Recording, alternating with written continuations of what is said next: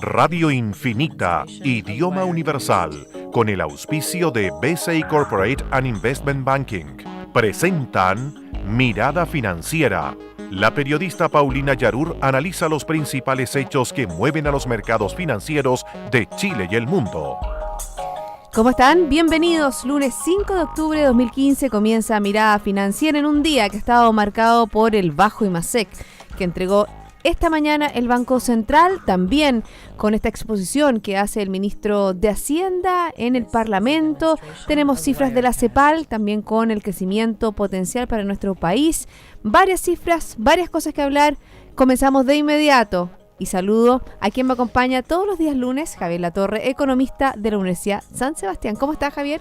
Hola, Paulina, muy bien, gracias. ¿Tú, todo bien? ¿Todo bien? ¿Buen fin de semana? Un buen fin de semana, un día frío en Santiago. Y el fin de semana también estuvo bastante fresco. Frío. Por lo menos ayer sí. Estuvo bastante frío. Ya tengo ganas que llegue la primavera.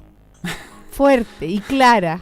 Primero queríamos que llegara el invierno y ahora queremos que llegue la primavera. Yo nunca dije que quería que llegara el invierno. Eso, en mis palabras, no escuchaste. No, pero probablemente muchos queríamos que llegara el invierno. Yo cuando sé. estábamos en otoño, que llegara la lluvia. La verdad que la sequía que nos ha acompañado, espero que con estos días, con esta lluvia, este clima raro para todos nosotros permita que se acabe el periodo de sequía. ¿Qué te pareció el IMASEC tan bajo del 1,1%? También parecido a la sequía. A ver, era bastante esperable en todo Sí, caso, después Paulina, y es lo que si quieres a la Sí, vuelta sí. podemos comentar en base a las cifras que la semana pasada entregó el INE. O sea, esperar una cifra superior al 2, la verdad que era Pero bastante tan bajo, voluntarista. 1,1, yo me acuerdo que... Yo te voy a explicar por Fíjate qué, que y es muy fácil. Alejandro Alarcón me decía la semana pasada, yo apuesto por el 1,5%. Se equivocó y se equivocó para arriba. Y se equivocó para arriba, pero no tan mal porque la verdad que entre 1,1 y 1,3 estaba dentro del rango. 1,5 quiso ser optimista, pero la verdad que, bueno, ahí podemos entrar más en el detalle de lo que... Exactamente. Bueno, vamos a ver cómo han estado las bolsas a nivel global. La verdad que ha sido un día de bolsas positivas. Muy positivo el día. Muy positivas. Tenemos el Nikkei de Japón que avanzó un 1,58%, el Hang Seng de Hong Kong también arriba un 1,62%, Shanghái 0,76 arriba, Europa, FTSE 100 de Londres 2,76%, CAC 40 de París 3,54%, DAX alemán 2,74%, IBEX 35 de España 3,83. Fue un día de ¿Y tú sabes por qué? ganancias en Europa. Bueno, hay ventas minoristas de agosto, fíjate que se ubican levemente por sobre las estimaciones. Eso tenemos en Europa. Sí, oye, bueno, a ver, y ¿qué es lo que explica hoy el alza en Estados Unidos y en Europa en buena parte? Son dos cosas. Uno, la baja valorización que llegaron a tener las acciones que estuvieron tremendamente castigadas durante las últimas semanas. Y dos, que adivina qué es lo que está empezando a especular el mercado. Que la Fed no va a subir la tasa luego de este... A propósito de los datos de empleo el día viernes. Exactamente, 142.000 y se esperaban 200.000. Hay otra noticia con respecto ¿sí? a Europa. Aquí estoy viendo que en BCI Estudio siempre, todos los días, me entrega un análisis de lo que está pasando a nivel global y ayuda un montón para este programa porque tengo los datos aquí, en terreno. Zona euro, por ejemplo, el PMI de servicios final de septiembre disminuye a 53,7, algo por debajo del preliminar 54, pero bueno, si bien se ubica en su nivel más bajo los últimos 7 meses, claramente este es sabemos que más de 50 puntos no es contractivo, es expansivo. Sí. Oye, a mí lo que me gusta de esta alza, por cierto, lo primero es que efectivamente se concretó una alza bastante esperada porque uno veía que las acciones caían. Uno decía, oye, hay un buen momento para entrar, pero la verdad es que siempre puede seguir cayendo, por lo tanto hay una oportunidad, que es lo que habíamos comentado el lunes pasado. Y lo comentamos, dijimos, hay una oportunidad para comprar comillas relativamente barato porque los fundamentos de la economía norteamericana son relativamente buenos. Y se concreta algo que también ha sido un poco parte de lo que es mi apuesta y que tiene relación con cuándo y cómo va a ser el alza de Estados Unidos. Y hoy día parece más bien alejarse. Este alejamiento está trayendo consecuencias no menores a nivel de tipo de cambio en Chile. Eso lo tenemos que decir. No lo he entregado todavía. Yo creo que espérame ese análisis porque yo creo que es importante lo que tú tienes que decir con respecto a ese tema. Y no habíamos hablado qué está pasando con el Dow Jones, que avanza en el día de hoy un 1,39%. El Standard & Poor's también crece un 1,36%. Nasdaq 1,01. A nivel local, el IPSA está subiendo un 1,20%, el ISPA también aumenta un 1,07%, y con un alza bastante importante de casi 2 puntos en la Bolsa de Metales de Londres, precisamente 1,75 cerró el cobre, 2,33 se cotizó en el día de hoy la libra contado grado A. ¿Qué pasó con el dólar? Que nosotros habíamos dicho, ¿no es cierto?, que bajo 700 pesos o 6,90 era una oportunidad de compra. Y ahora la verdad que bajó más todavía. No, a ver, vamos. Déjame decir la cifra y tú haces el análisis. ¿Quién había dicho que era una oportunidad de compra bajo 700? Porque yo por lo menos no puedo haber dicho eso. No, lo comentamos aquí en el programa. ¿Sí? A ver, comprador en el día de hoy 683,5 y vendedor 683,8. Es una baja de casi 6 pesos con respecto al cierre del viernes. Recuerde que nos puede escuchar online en www.infinita.cl y también puede hacerle sus preguntas a Javier vía Twitter @InfinitaFM. Exactamente. A ver, ¿por qué te decía que es difícil que yo te haya hecho ese comentario? Por lo siguiente, mira, el escenario... No, si no fuiste tú el que me hizo estos comentarios. No, el del precio del dólar. Sí, yo sé. Por lo siguiente, mira.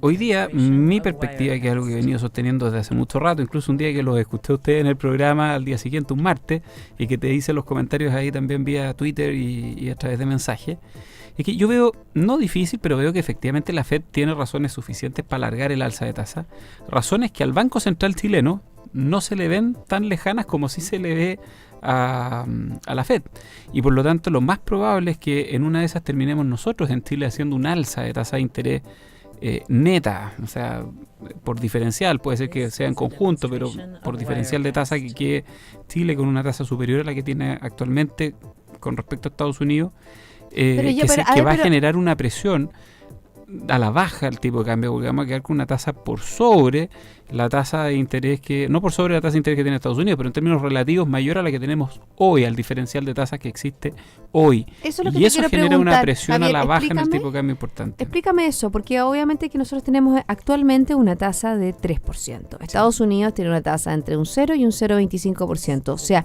ya estamos diferencialmente más altos que Estados Unidos. Por cierto, y siempre lo vamos a estar, porque tenemos implícito dos cosas. Uno es el riesgo país, que no es ni equivalente al riesgo que tiene Estados Unidos. Y eso que es bajo el de nuestro país. Ni tanto. Hoy, si bien es bajo en el papel por la clasificación de riesgo que tenemos, en la práctica los bonos chilenos hoy día en el mercado se están transando con un castigo un poco más alto que antes. ¿Por qué?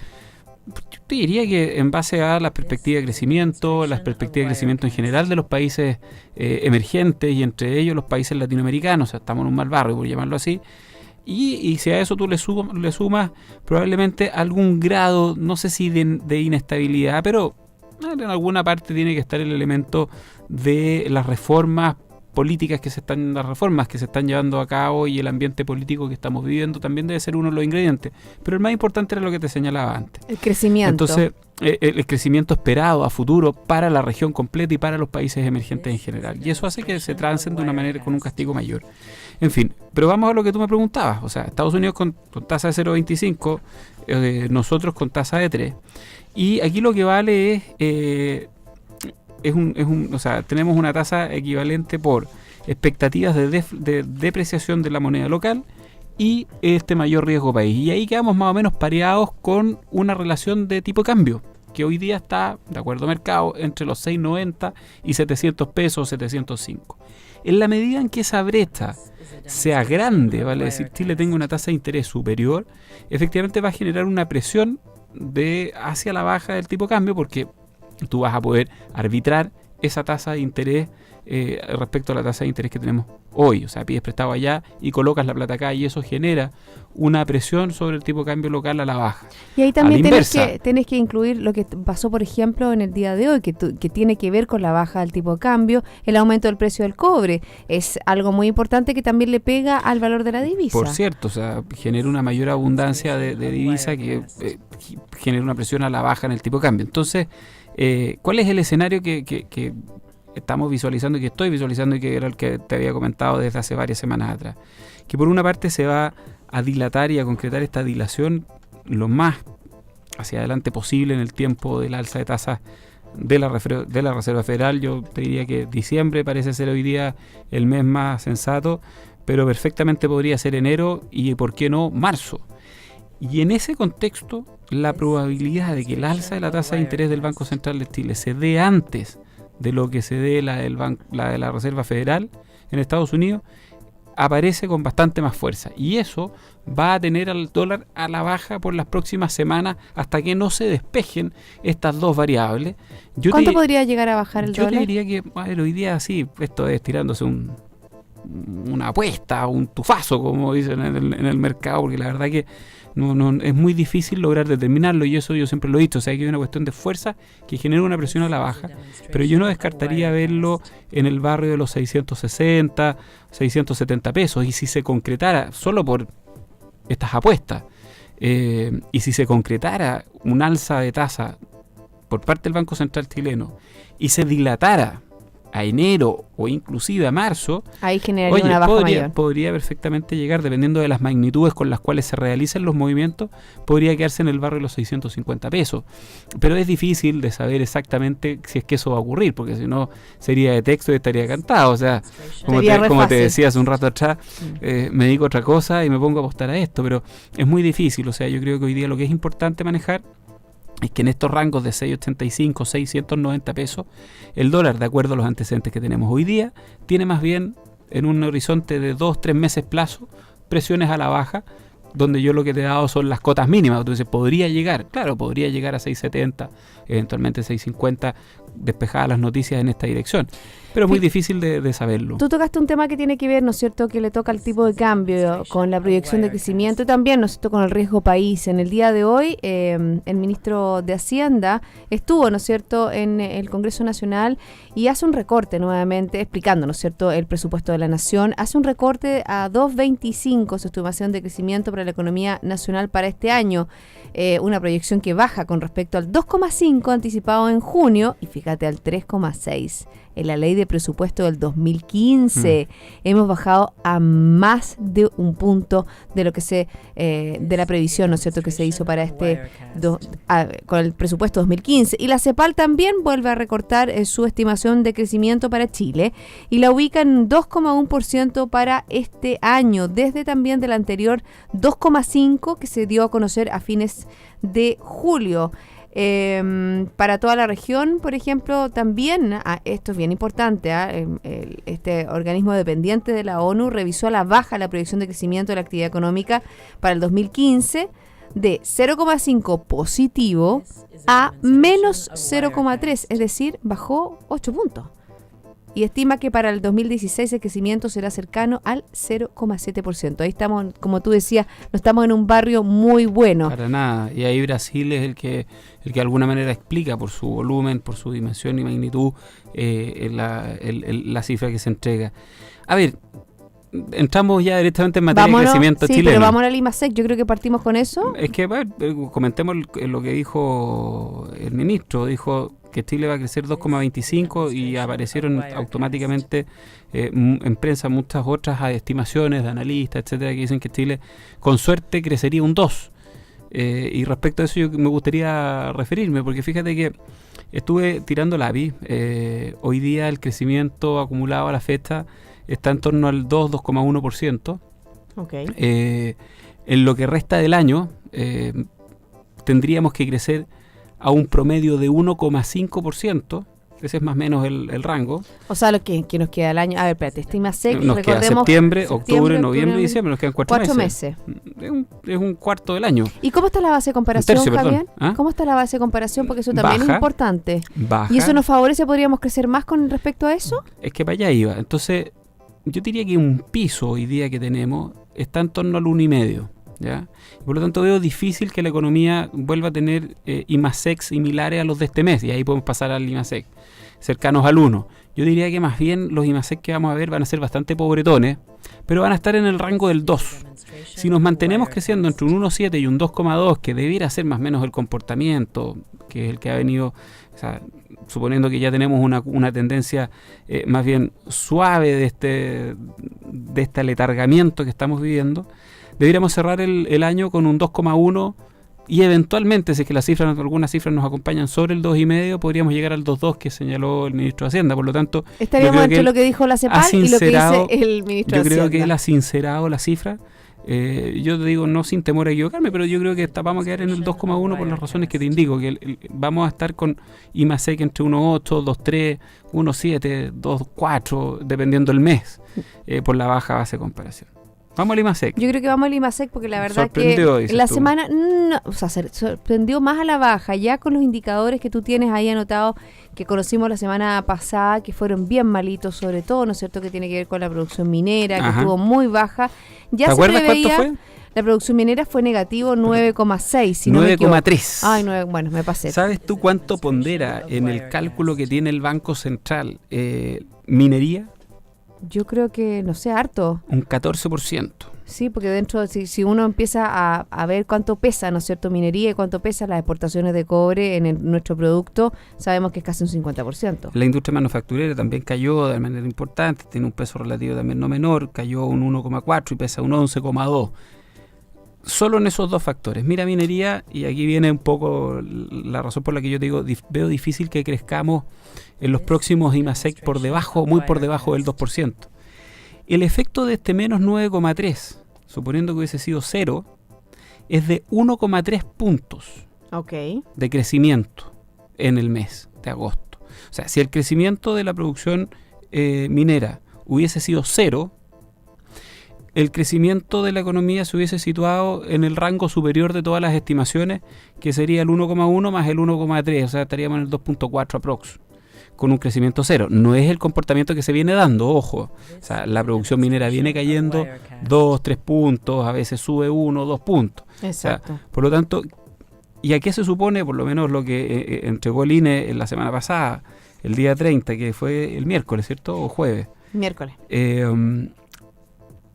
Dice que principalmente la disminución en la producción de cobre estuvo explicada por la mantención de faenas mineras de gran envergadura y por algunos conflictos sindicales que hubo también en la gran minería.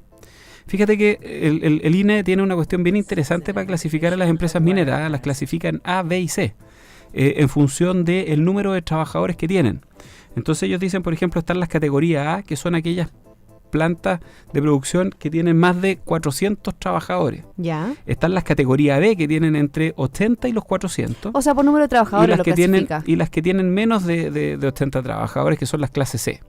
La gran minería tuvo una reducción en la producción de 46.000 toneladas métricas para un stock de producción del orden de las 400 y algo mil. Y ahí está el 9,3% de disminución. ¿Y sabes qué fue lo que explicó esa reducción de 46.000?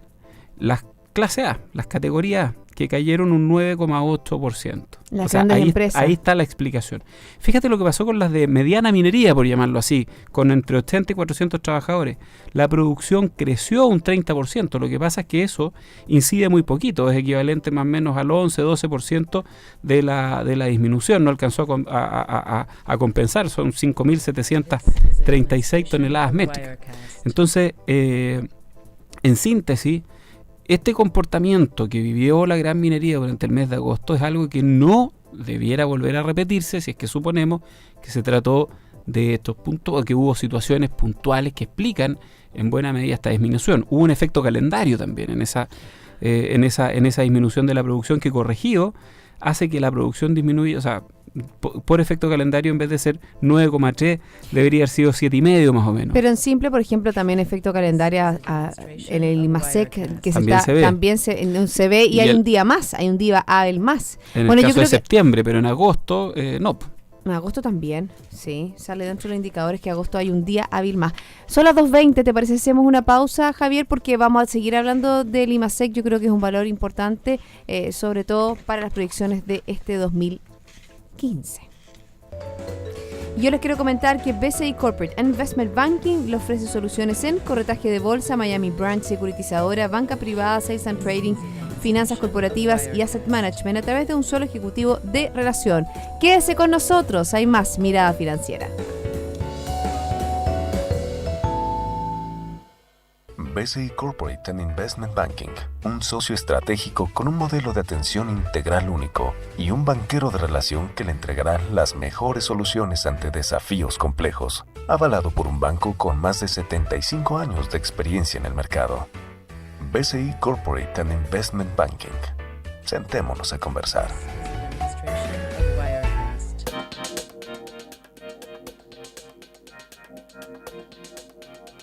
Ya estamos de vuelta, estoy conversando con Javier Latorre, él es economista de la Universidad San Sebastián y yo les quiero comentar que en sus decisiones financieras, BCI Corporate and Investment Banking está junto a usted con un modelo de atención integral único que aporta valor y una ejecución distintiva. Estamos conversando con Javier sobre el IMASEC del mes de agosto, un IMASEC la verdad...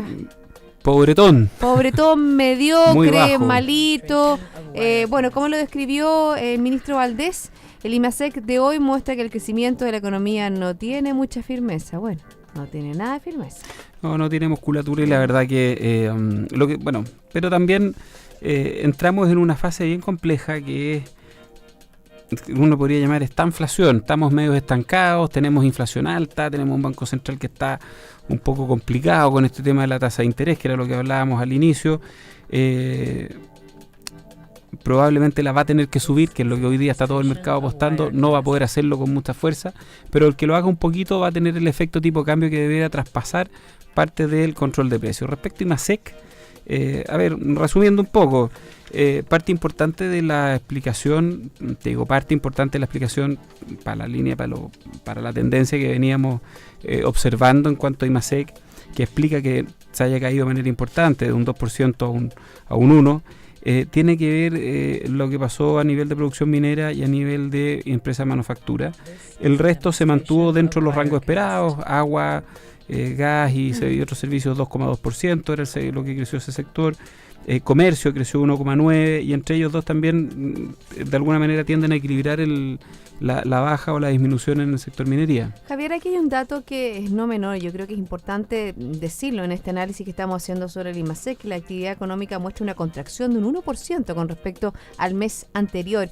Y fíjate que es la mayor contracción intermensual registrada a la de mayor magnitud desde febrero del 2013 y el menor nivel observado durante el año. Bueno, claro, porque hubo una baja importante en uno de los sectores que pesa mucho y por lo tanto esa baja arrastra y tira un poco la curva hacia abajo. Mi impresión es que eso, lo que estoy asumiendo es que esta disminución se debe a factores relativamente puntuales que yo no esperaría verlos en la medición del mes de septiembre. Como bien señalaste tú, en septiembre sí o sí hay un mayor número de días hábiles en relación a septiembre del año pasado. La base de comparación es baja y uno esperaría que los factores que explicaron estas disminuciones importantes en estos sectores que pesan tan fuertes en el IMASEC. En el IMASEC no se repita en el mes de septiembre. Vamos a ver qué ocurre. La verdad que es difícil también predecirlo y apuntarle tan a la primera. Yo creo que va a andar en el rango del 2%, entre el 1,8 y el 2,2%. Y cuando tengamos la cifra de sectores que entrega el INE va a estar muchísimo más claro y espero que se cumplan en la línea de lo que yo te digo, para que de alguna manera tengamos un cierto piso que ayude a sostener, entre otras cosas, el empleo. Espero que tengamos esta meseta, ¿no es cierto?, del 2%. Por y lo menos. No nos den el empujoncito y nos caigamos de la meseta. Ahora, lo importante es que lo que tú señalabas, para el próximo año tampoco se espera un crecimiento muy bueno, o sea, ya que estemos con una cifra por debajo del 3%. Sí. Como expectativa ya da cuenta un poco de cómo se viene la mano y que es probable que repitamos una situación similar a la de este año.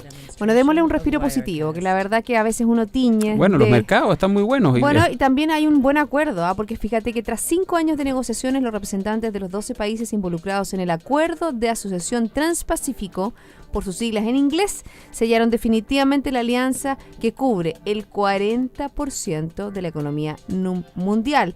Este acuerdo, liderado por Estados Unidos, también incluye a Chile, Japón, Australia, Brunei, Canadá, Malasia, México, Nueva Zelanda, Perú, Singapur y Vietnam, y ha sido definida, como dijo el presidente Barack Obama, como el marco comercial del siglo XXI.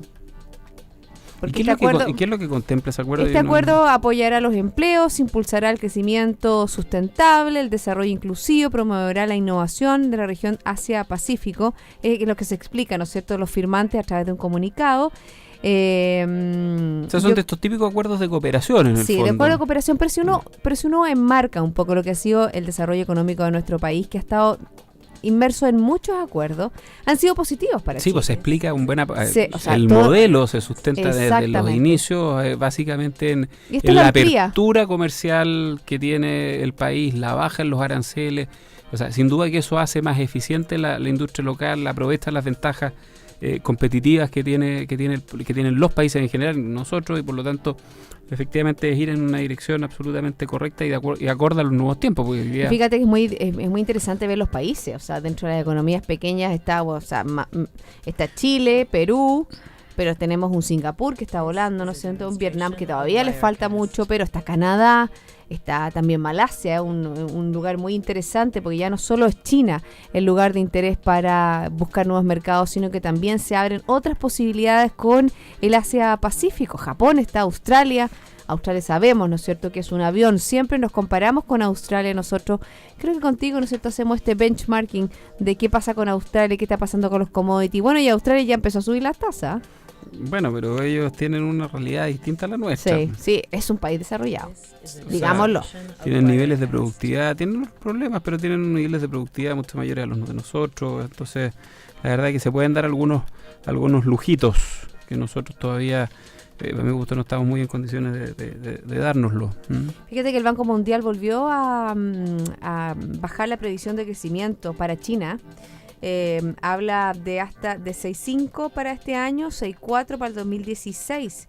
Fíjate que obviamente que antes se hablaba, ¿no es cierto?, de 6,9 en el 2015 y 6,7 en el próximo año. Yo creo que todavía está alto, ¿eh? Dentro de lo que una de las noticias que uno está sabiendo de a poco de China, todavía está alto. A ver, si uno deja China tal cual como está, efectivamente va a ir disminuyendo y probablemente esos números pueden ser todavía algo optimistas.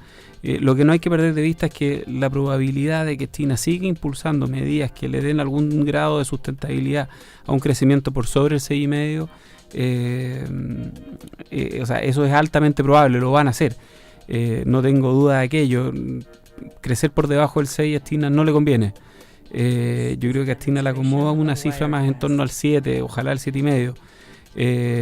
Y por lo tanto, yo creo que van a seguir en la línea de lo que ya han estado haciendo, que es entrada de capital extranjero a empresas públicas chinas, liberalización de algunos de los mercados.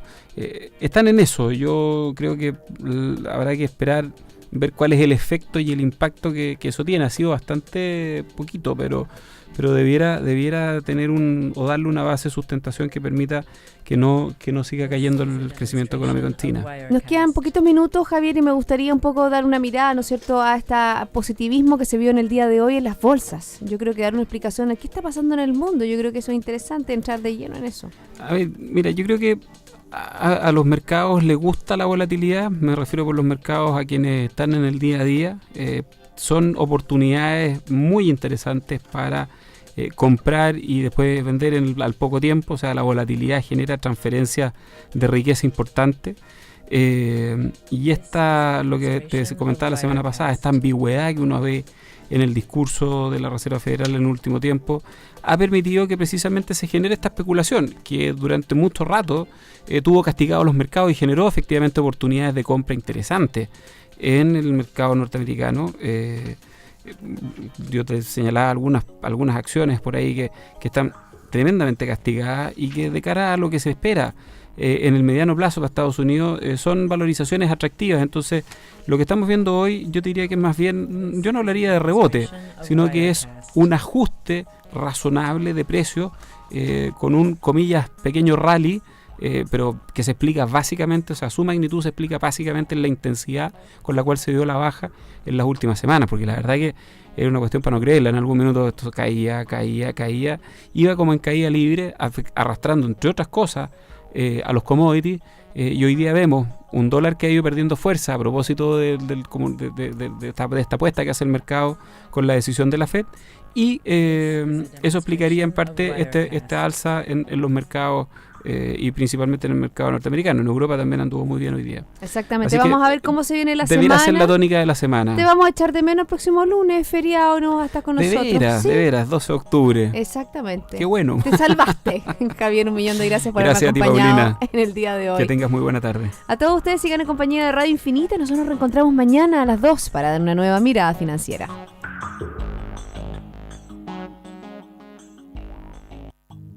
Radio Infinita, idioma universal, con el auspicio de BCI Corporate and Investment Banking, presentaron Mirada Financiera, el análisis de los principales hechos que mueven a los mercados financieros de Chile y el mundo.